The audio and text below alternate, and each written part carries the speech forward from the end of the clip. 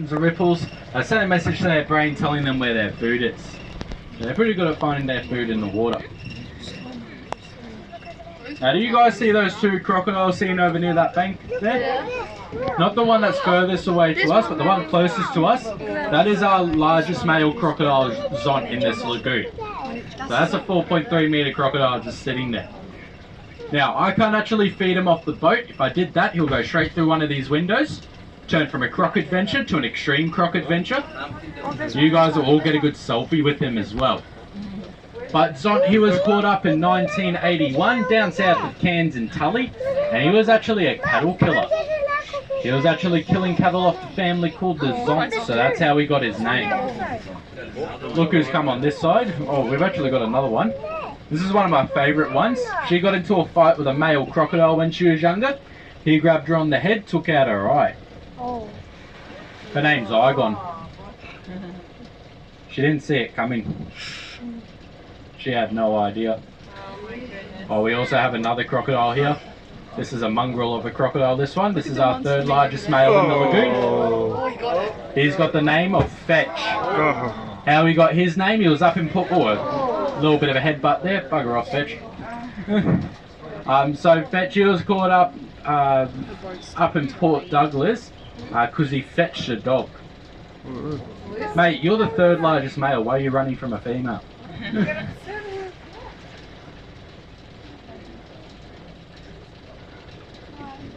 Come on, mate. Can't hold up this chicken for that long. I'm not that strong, eh?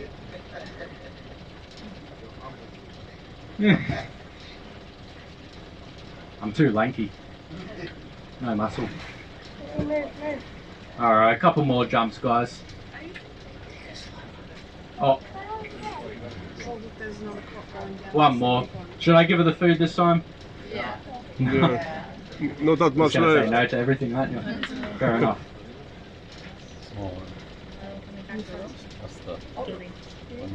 Give it to this one. Yeah.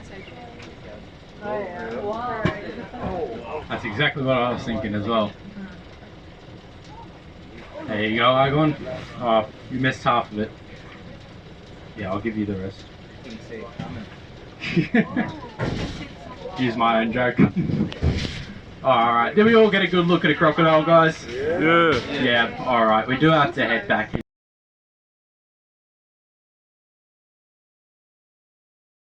Use the same snakes every day for the shows. We swap around quite a bit. Now, once I get this girl out, feel free to yell out if you have any idea what species you think she might be. We're going to find out together what sort of mood she's in today. We'll start with that, see. Just keep that. Wait it out.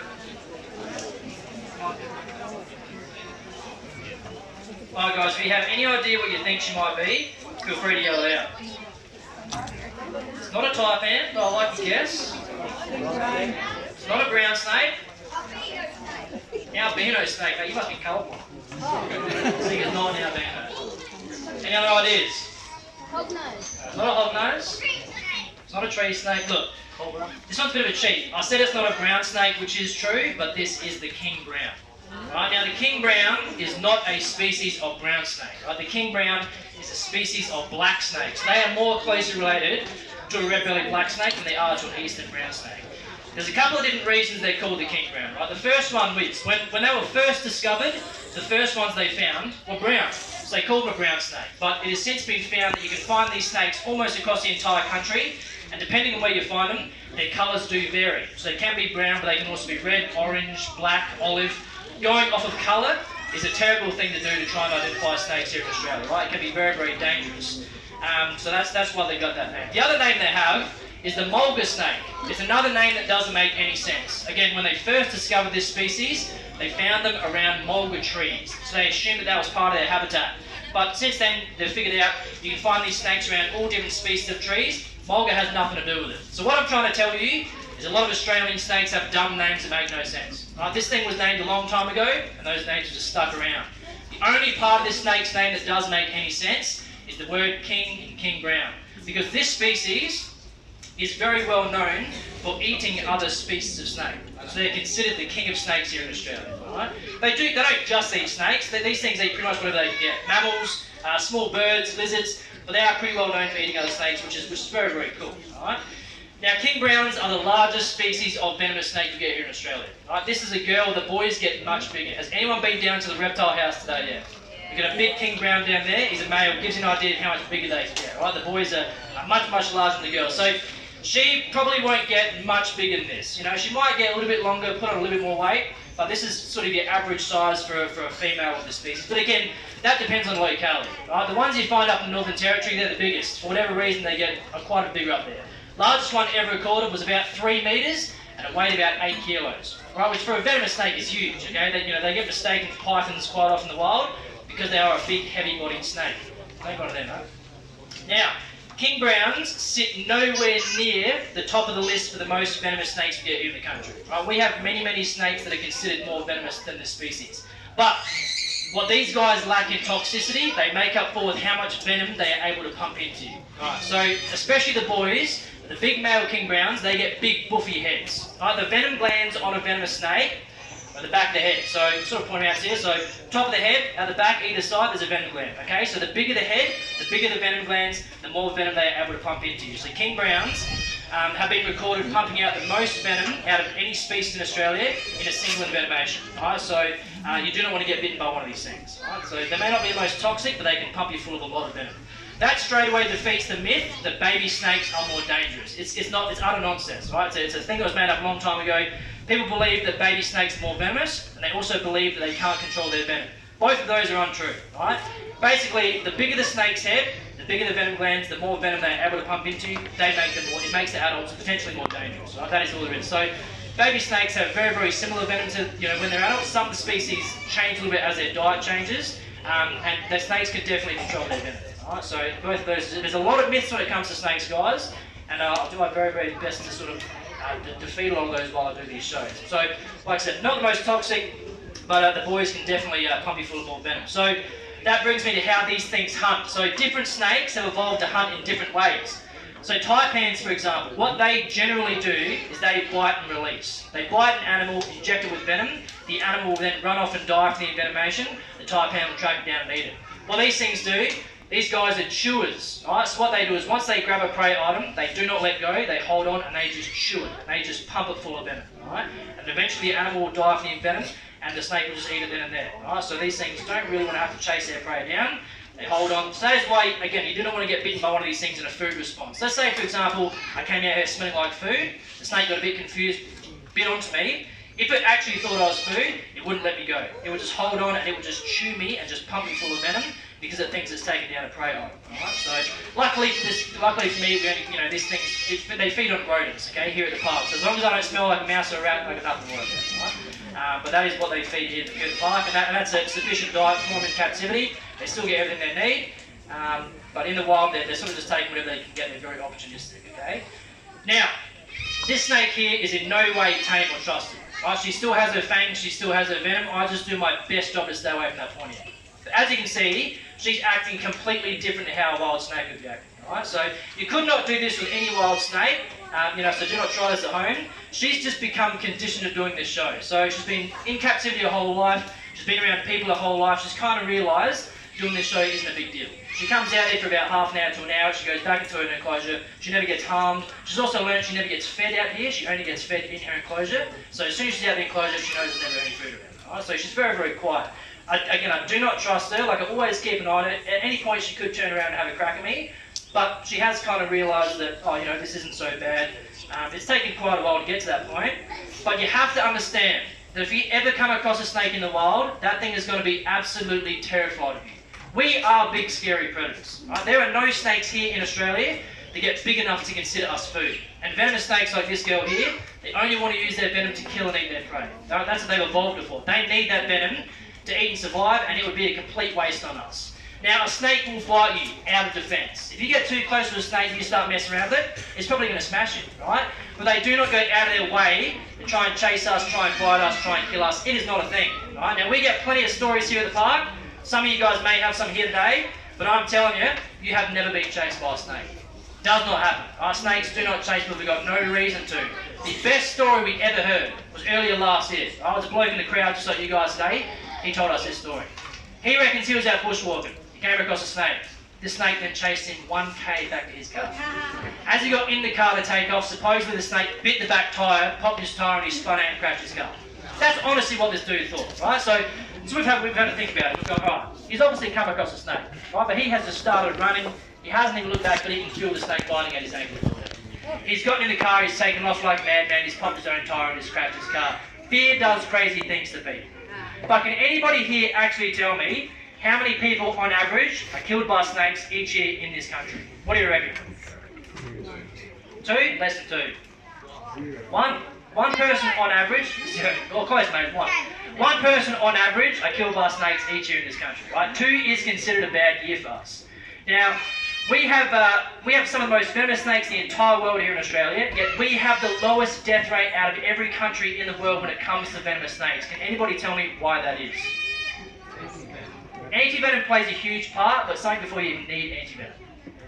Education, that's it. So people are learning how to live and work around snakes safely, but also being able to do that correct first aid if bitten, right?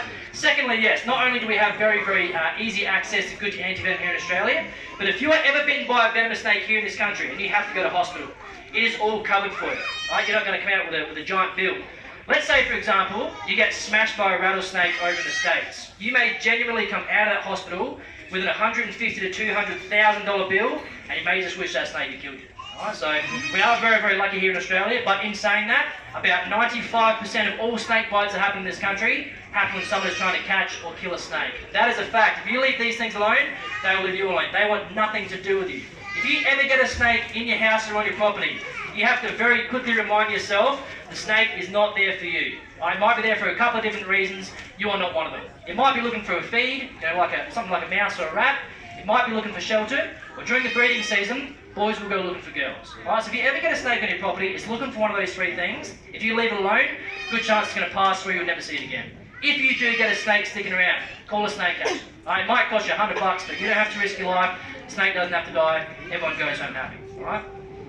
He's trying to steal the show, don't let him. Right? Can anybody here actually tell me what animal does kill the most people each year in Australia on average? What do you reckon? It's not mosquitoes. In Australia, mate, not tigers luckily for us. Not bees. Not spiders. Not kangaroos. Not cats, not dogs. Not cassowaries, no. I did hear it. I think I heard it over here before actually, I'll give you the credit. It's horses. Horses by a long shot. Horses kill more people in Australia on average than almost every other species of animal combined. That's a fact. Not many people know that. You've got to think about it. Horses are big animals. A lot of people are living and working with horses. It does not take much for a horse to kill somebody. You know, they get knocked off while they're riding, a kick to the head, it's all over. Right? Look, these are the top 4 species of animals that are killing the most people each year in Australia on average. Number 1 is horses, number 2 is cows. Number 3 is dogs, and believe it or not, number 4 is kangaroos. They are statistics, you can look it up, that is not a joke. Again, you've got to think about it. Kangaroos are causing a lot of car accidents. But you are more likely to hit a kangaroo in your car and die than be bitten and killed by a snake or attacked by a crocodile. These are the least of your worries, yet these are the only ones you hear about on the news. Right? 1 death a year, it's posted everywhere. But you do not read news articles warning you to be careful because skippies lurk in the bush every time you leave your house. Right? These animals are very, very misunderstood and they get a very, very bad reputation. Right? Saltwater crocodiles, they will kill and eat you because they're big enough to do it. But if you don't want to get attacked by a crocodile, you know what you have to do? Stay away from the water. They're the easiest animal in this country to avoid. Right? Same thing with snakes. It is a tiny percentage of people that are accidentally getting bitten by these things. I promise you, most people are doing the wrong thing. They're trying to catch them, they're trying to kill them, they don't realise how quick these things can move, and they will defend themselves, right, using that venom. So if you don't want to have any issues with a snake, leave them alone. Honestly, that's all you have to do. Call a snake catcher, don't touch it. I promise you, you'll almost never ever have an issue with a snake in your entire life, right? So, and like I said, if you do get them in your property, you just, again, it's hard for people to understand this, but you have to understand that it's not there for you. You just happen to be in the way. It wants nothing to do with you. It's looking for something else. So either leave it and let it be, or like I said, call a snake catcher, they'll come and sort it out for you. Right? Are there any questions about this girl here or anything else that I've spoken about so far before I move on? Any questions at all? You got nothing for me? Listen, yeah, you got a question straight up? Or are you just stretching? Stretch it. Sorry, yeah, go ahead, mate. Sorry, I couldn't see it.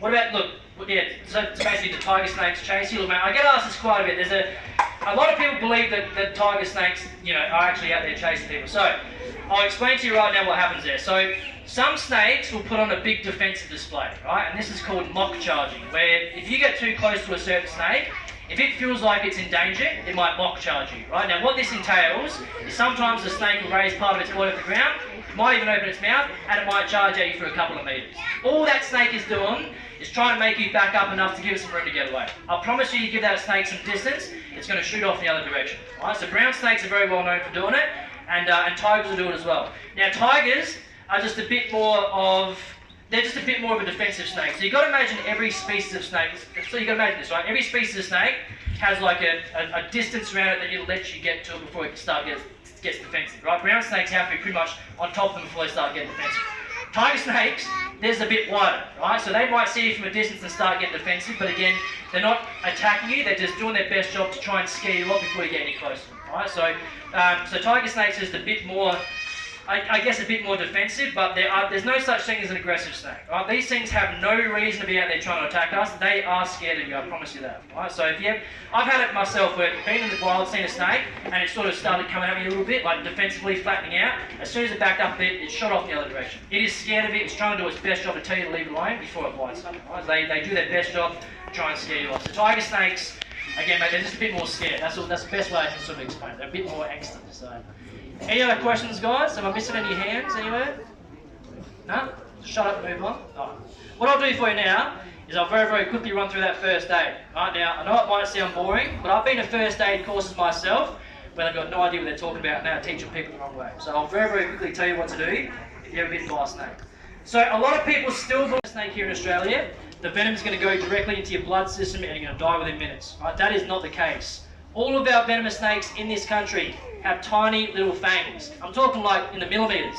The longest fangs that we get of any Australian species is the coastal taipan, and they get up to about 1 centimetre long. Everything else is smaller than that. So, when a venomous snake in this country bites you, the venom is delivered into your lymphatic fluid, which is just beneath your skin. From there, it travels through your lymphatic system to your lymph nodes, and then into your blood. That's when you're in trouble. Okay, so what we want to do is we want to slow that process down, pretty much put it to a complete stop until you can get help. And all you need to do that is have yourself one of these. A pressure immobilisation bandage will save your life if bitten by a venomous snake here in this country. Right? Let's say, for example, you get bit on the hand. The first thing you guys need to know is that you do not need to know what species of snake has bitten you. Do not try to get a photo of it, do not try to catch it. They can actually do tests now. They can test your urine, they can test your blood. They can figure out pretty quickly what species of snake has bitten you. Right? So leave it alone. If you try to get a photo of it, you've got a chance to get bitten again. And if you do manage to catch that snake and take it to hospital, I guarantee you right now the doctors are going to have no idea what they're looking at. Right? They're not herpetologists, they haven't been studying snakes. It doesn't make any sense. Leave it alone. Leave the bite side alone. Don't even wash it. Don't waste your time. They can also do another test where they can pick up venom residue. They can go do a test. So leave the bite side alone. Do not cut the bite side. Venom does not bleed out in your blood. It doesn't work like that. It's a myth. Do not try and suck it out. You cannot suck venom out. It's another myth. Do not try and do that. Okay? There's no point. It doesn't work like that. You cannot suck it out. Alright? And do not go cutting your limbs off. Alright? Now, look, this is a true story. There was a story of a bloke down south, down in Tully, a couple of hours south. This was years ago. He was a banana farmer. He was chopping down bananas one day, and he got bitten on the thumb by a snake. He straight away just chopped his thumb clean off, right? He thought it was a taipan, he thought he was doing the right thing. Turns out, completely harmless tree snake had no venom whatsoever. Okay, so do not go cut yourself. And please, for the love of God, do not pee on a snake bite. Apparently some people think it's a thing. I'm telling you right now, it's not. It's disgusting. Leave it alone. All you're going to be doing is applying some pressure to the area. That's what these are for. Do not tourniquet a snake bite. Do not get a belt or a rope and cut your blood circulation off, because again, it is not in your blood system yet, right? Your blood is still pumping like normal. It's got nothing to do with that. You just want to apply a bit of pressure.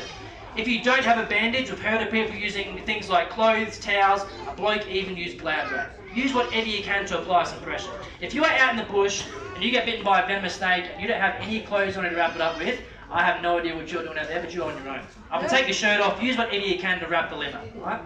But these here are made for this reason. So the tension you want to use for a snake bite is about the same as for a sprained ankle or a sprained wrist. Nice and firm, not too tight, not too loose.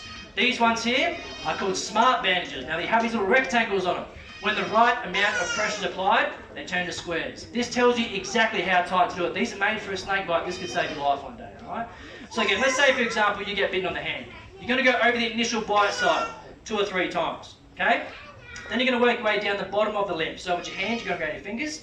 With your foot, you're going around your toes. Then you're going to work your way up the entire limb. If you do have any jewelry on, any rings or watches, I recommend taking them off because you're probably going to get some swelling. Now, I feel like I shouldn't have to say this, guys, but if you are ever bitten on the right foot, do not wrap your left arm. Do not think back to this show and be like, oh, the snake dude told me to wrap my arm if I'm bitten by a snake. Please wrap where you're bit. I wish there was a joke and I wish I didn't have to explain it, but you would be surprised, right? There's a story of a bloke down south who got bitten on the foot by a red-bellied black snake. He wrapped his arm because he saw it in a snake show. If you ask me, that is natural selection, but I've got to let you know anyway, okay? Please wrap where you are bit. Once you've done that, if you can attach a splint, even better. Something going to stop you being able to move that limb around because that's what's going to spread the venom through your system, right? That's how it works. The lymphatic system movement is what spreads it around. So throughout this whole process, do your best job to remain calm, remain as still as possible, get someone else to put the bandage on for you, and then get yourself to hospital as fast as you can. You need to get someone to come pick you up in a car, you need to call a chopper in, do whatever you have to do, okay guys? Doing this correct first aid has brought people up to 24 hours before even showing symptoms of a snake bite. This will save your life. But in saying that, do not do what a bloke up in Darwin did. This bloke got bitten by a snake, he put a bandage on, and then he went straight to the pub for a couple of beers. That's another true story. That dude survived, he's still out there, he's probably breathing, it's very scary for everyone, okay? So I can't stress enough, just get yourself to hospital as fast as you can, have a celebratory beer later on, use a bit of common sense, alright? Now, what a lot of people don't realise is that anti-venom is a last resort and ideally you do not want to be given. You can be allergic to it, it can cause other health issues in your body. So what's going to happen is once you get to hospital, once they've done all their testing there already, they're going to start slowly taking advantage of. And they're going to start slowly let the venom run through your system and they're going to see how you go. A lot of people here in Australia do tend to ride out snake bites quite well. You know, you may endure some pretty bad symptoms, but you're going to make it out the other side fine. Other people, they start going down here quickly, they need to be given the antivenom. The hospitals will determine whether you need it or not. It's as simple as that. You ever get bitten by a snake, leave a snake alone, leave the bite side alone, wrap it up, splint it if you can, do not tourniquet, get yourself to hospital. That's all you have to do. Anything else being told is unnecessary. Don't waste time taking Panadol, icing it, holding it above your head, none of that. Right? Are there any questions on the first aid, guys? Anything at all? No dumb questions. Nothing. You're all experts. You got a question? Do you use a stick to keep it still? Yep, use a stick. Like this is just an example where if you can use a stick, use whatever you can to sort of strap it to your arm to keep it from. You want to just keep that limb, you know, as still as possible without bending it. That's what's going to spread through your system. Now, look, that does bring me to a point. I often get asked, what happens if you get bitten somewhere besides the limb? What happens if you get bitten on the face or the chest by a venomous snake? And I tell you, if you get bitten anywhere besides the limb, you probably deserve it. Right? It is as simple as that. The only people getting bitten in those areas are people picking snakes up, doing things they should be doing. The snake swings around and bites them. Right?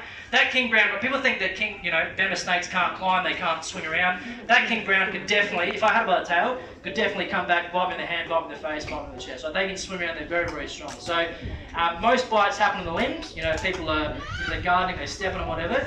But if you do get bitten somewhere beside, you know, on the chest or the face, which should never happen, if you do, you're in a bit of trouble. Right? It's hard to bandage that area. You just have to get yourself to hospital as fast as you can. That's all you can do. Yeah.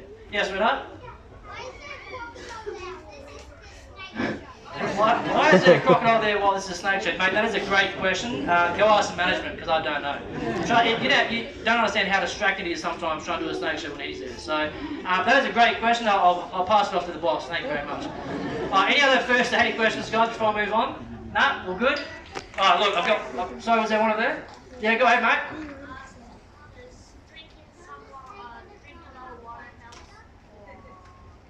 Does drinking a lot of water help?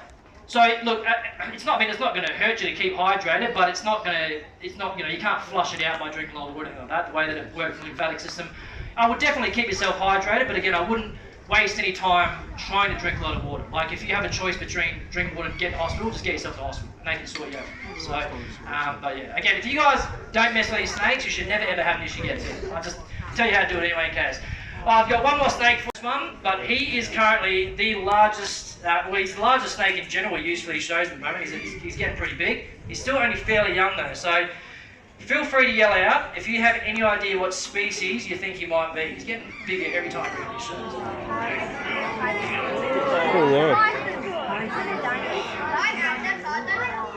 He is a python. Any ideas on what species of python he might be? He's not a diamond, he's not a ball.